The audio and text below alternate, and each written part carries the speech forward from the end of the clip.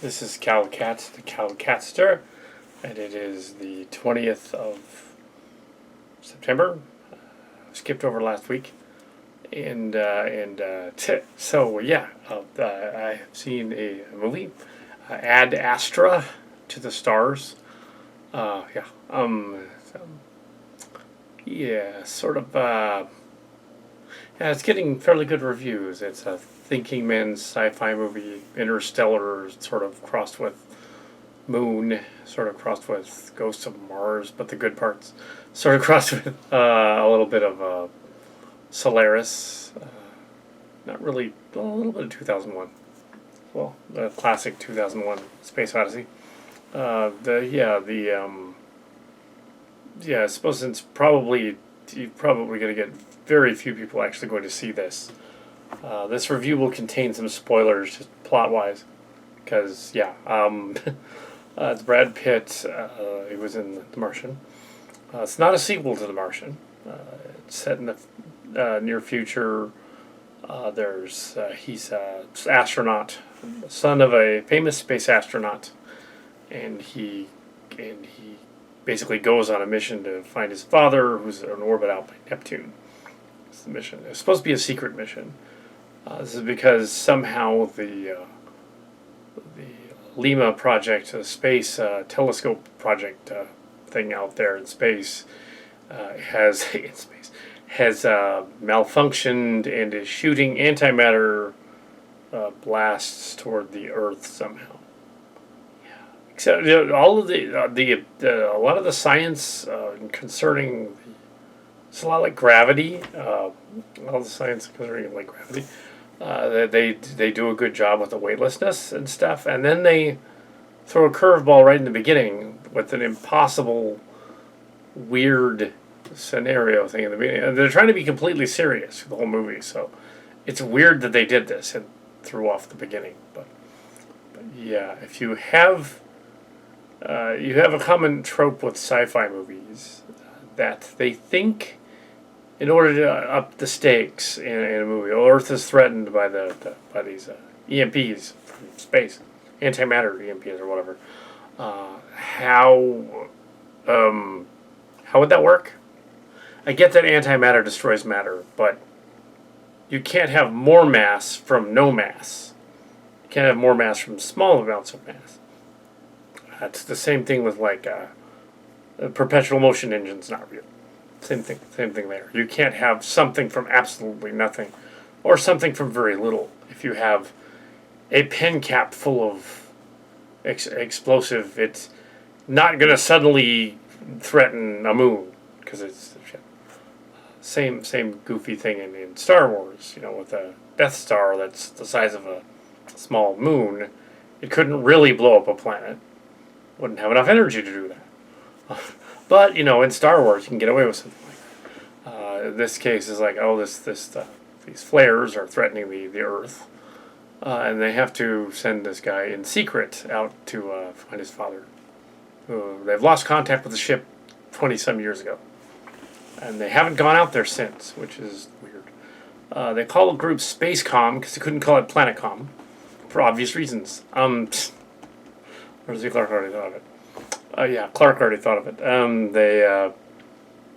Spacecom, and they don't call it NASA. This is Spacecom.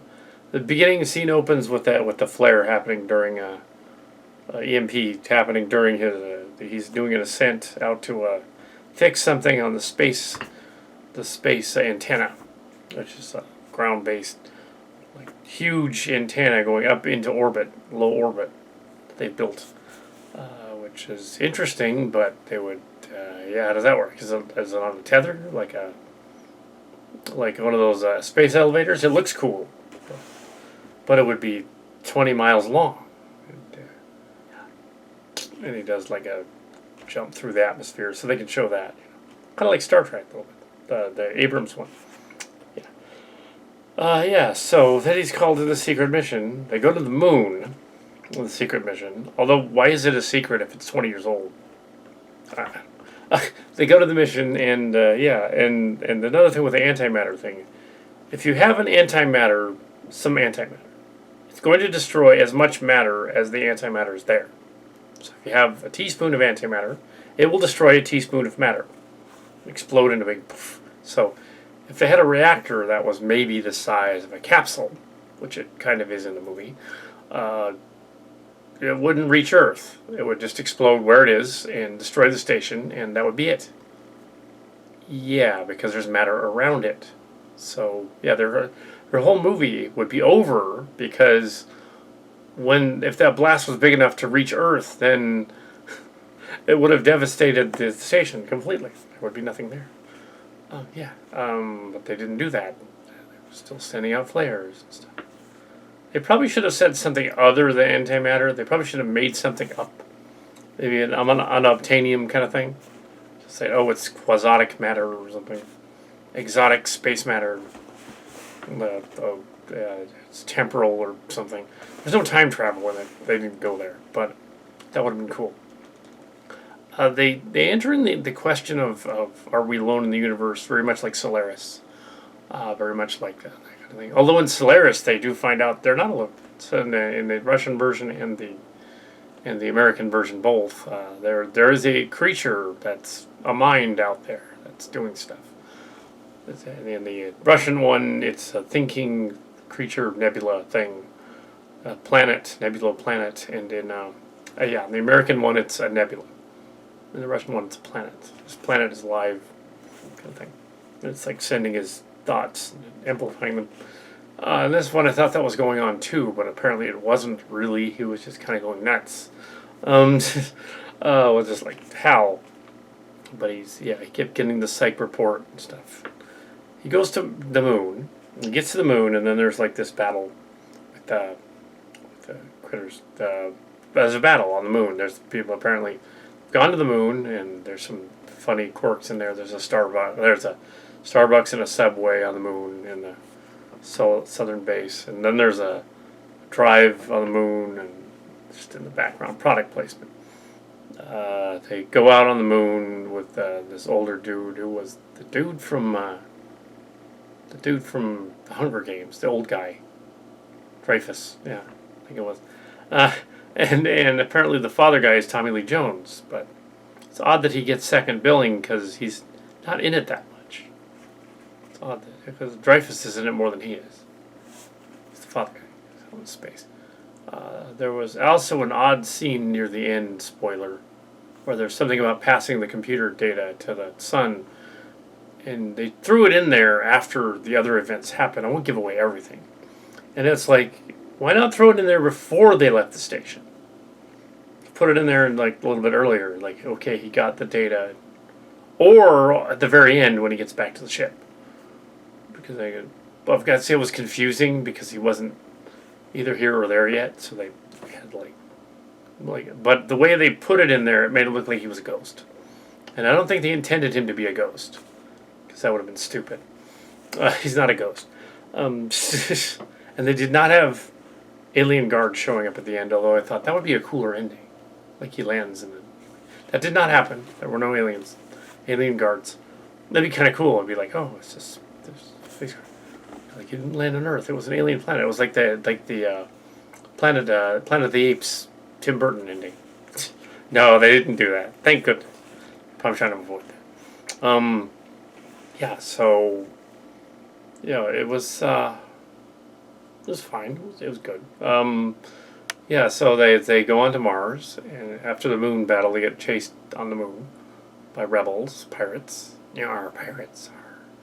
On rovers with rovers, and their weapons, their guns were kind of like they did a lot of the science right. They had guns, but on the moon, gravity's less. There's no atmosphere, so you'd have things would work differently. So they're more like a projectile launching kind of thing. Well, a gun is that, but it had some sort of a vacuum chamber noise to it. So it was like it's a space gun that has its own air supply, so it could fire better, I guess. It's kind of a cool idea. It wouldn't really work, but it was a kind of cool idea. It's kind of cool they thought of that. A missile would make more sense, like a miniature missile launcher thing. If that's what it was trying to be, then there, they got it. It would be a missile launcher, the little rocket gun, sort of like a wrist rocket kind of thing, but a gun. That would work because there'd be no oxygen to burn on the moon. Launch a space gun, it's not going to burn any air. It'll just,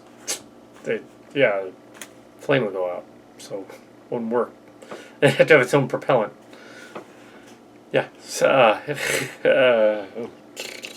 anyway, yeah, it was not supposed to be an action movie. It's supposed to be a thinking movie, and it clearly was. It wasn't.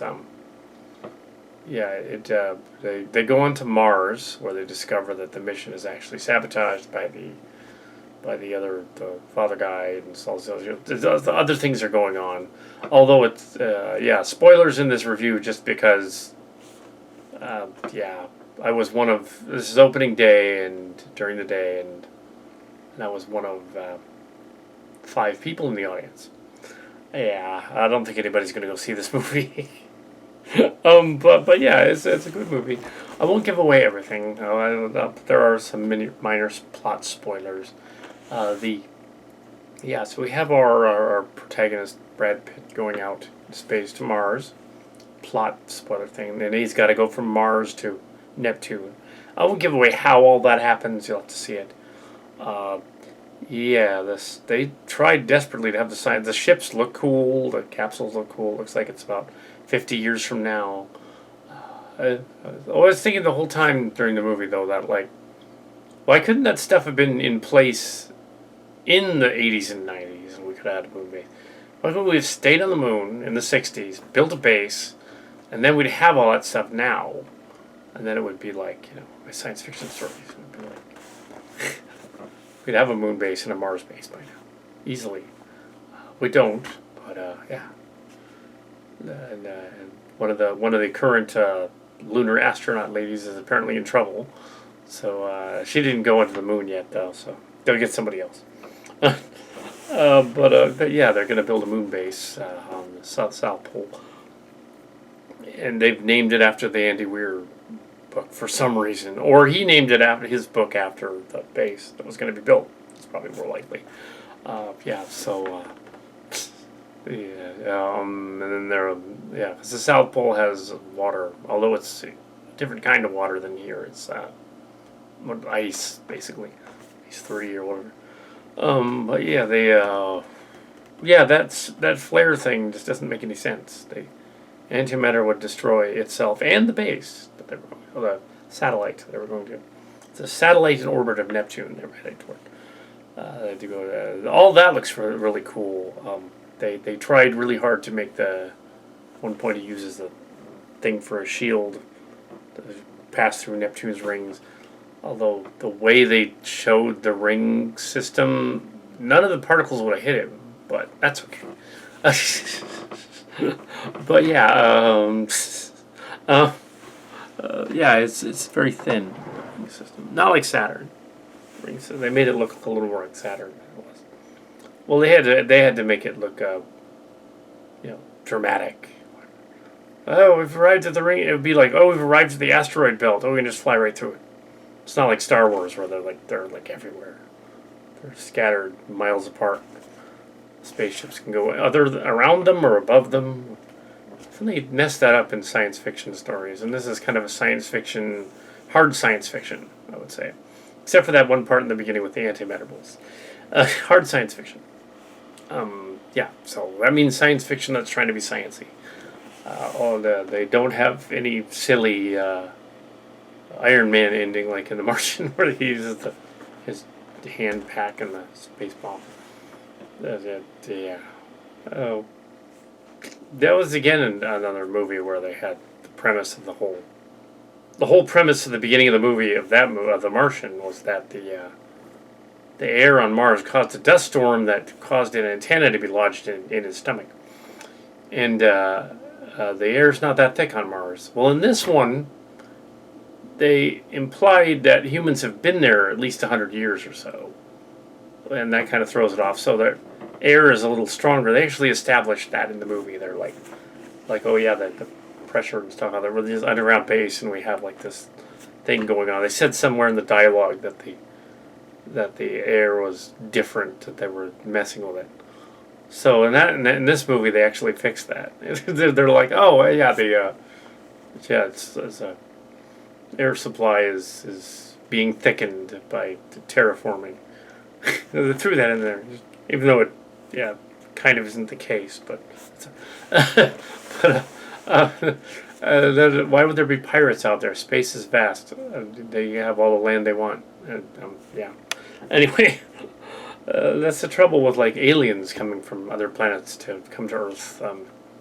Why would they need Earth gold and Earth elements and things?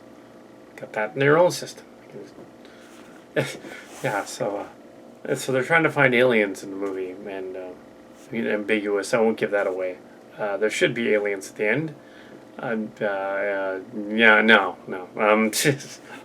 It's still ambiguous, so you get to guess whether they found anything or not.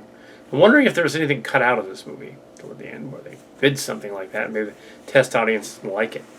And also, the New Mutants is not out yet. They've delayed it again. We'll see when that comes out. I think it's coming out in April now, 2020. But yeah, the last X-Men movie, technically. Disney's doing something. Disney's altering it, I guess, again. Sony lost Spider-Man again. Earlier. But yeah, the trailers were for a couple of other movies that were forgettable. One of the trailers was some kind of like spy action movie. The other one was a spy dark action like movie. The cat's fighting another cat. Anyways, the antimatter thing was annoying. But yeah, kitty cat. Anyway, so the cat's meowing in the background. But yes, so that was Ad Astras with ass in the tail. Ad Astra. Ad Astra. Sounds like a drug. Well, like a medication. Ad Astra. It's Ad Astra. It has a million side effects that'll affect you if you take it. But do it anyway, because Big Pharma says to. Mood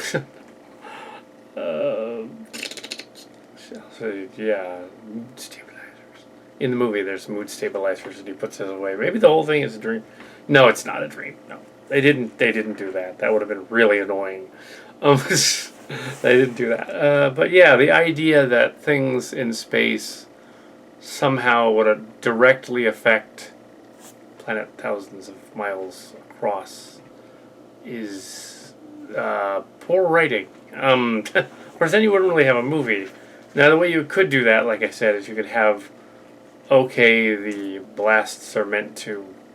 It's not antimatter, it's something else, some exotic, like I said, some exotic material that happens to do that through subspace or something. It's messing with the continuum or something. Then it kind of makes sense. But yeah, if you have... It's the same problem with Star Trek Discovery Season 3. Season 2, I'll get to that when it comes and I review it. But the idea that they're different glowing beacons out in the galaxy, and they can see them in different parts of the galaxy at the same time from light years off. Yeah, that doesn't happen in this movie, but it's in the Star Trek. But yeah, beacons. Although it never actually met any aliens from space. I read about them. The idea of human existence being the only existence is not logical.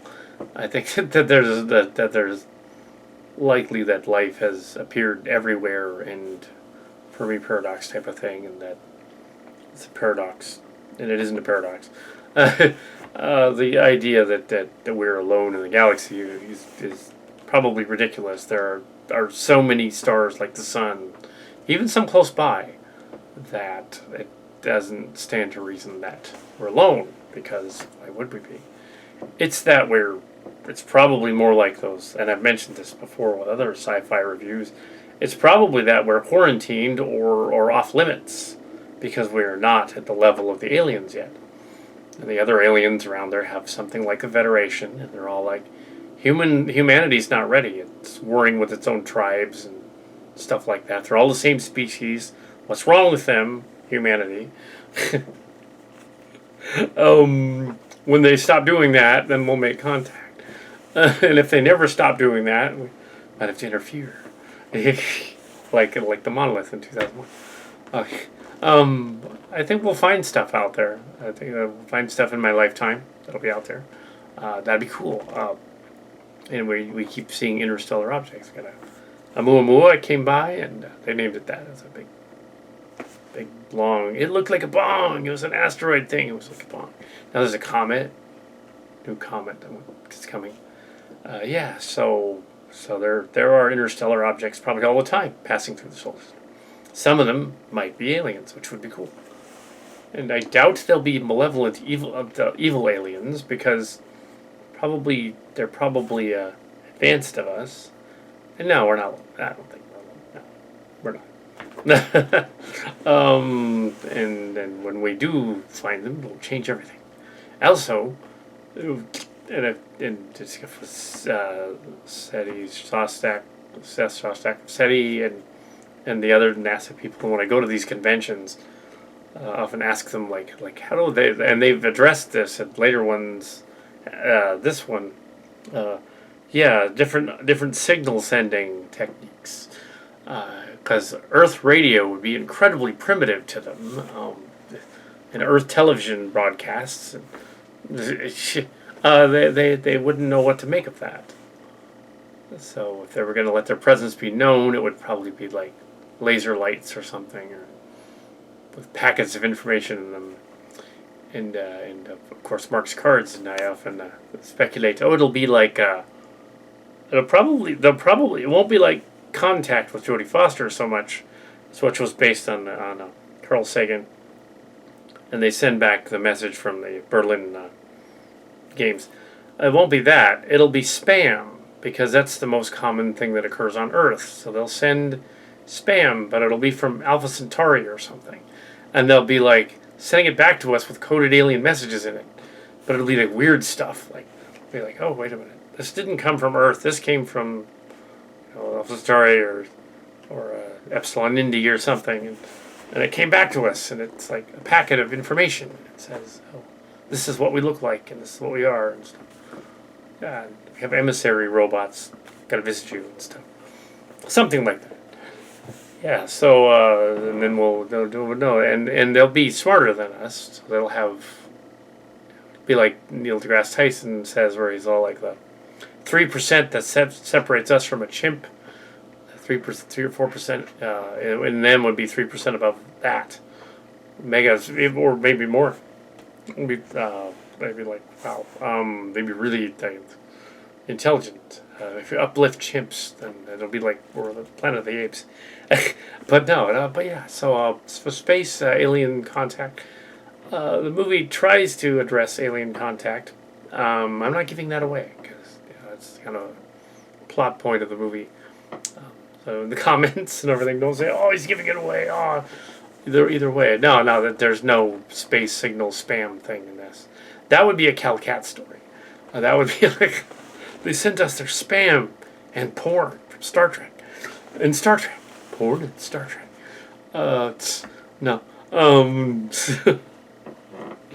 But yeah, alien contact will probably be something more like, that'll change everything. It's very possible that humans have gone to space with aliens, like in some of my sci-fi stuff. Gone to aliens and come back as emissaries from the planet. Maybe that'll happen. Maybe aliens will look just like, it'll be like kind of Star Trek. That'd be weird. It's like, oh yeah, it was like Close Encounters. The guy went up to the ship and came back like 30 years later, and he's like, oh yeah, I was on this planet, distant part of not another galaxy. They always go too far into the galaxy, solar system, and come back, and it's just like, we have not figured out how light speed travel works. Our version of Zephram Cochrane is Kaberi, apparently. who hasn't? Yeah, he built a warp drive, but he hasn't built it yet. He just theorized a warp drive. Um, so, so there's a TV show called The Expanse, I guess, that kind of goes along the same lines of this movie. I haven't seen any of it, but it's kind of the same idea. Solar system is explored in the story. But yeah, again, you can't have antimatter blast. It wouldn't threaten the whole Earth or the solar system or anything like that. It would just threaten where it was, and then it would be gone, having destroyed antimatter as well. And the base that it was in. Yeah, that's not how that works. The only way that could possibly work is if the space station in Neptune was in Earth orbit. That's the only way that would work. And then it would still be a little off, but it's not. Anyway, so that's Ad Astra. I don't want to give away too much. Anyway, that's it.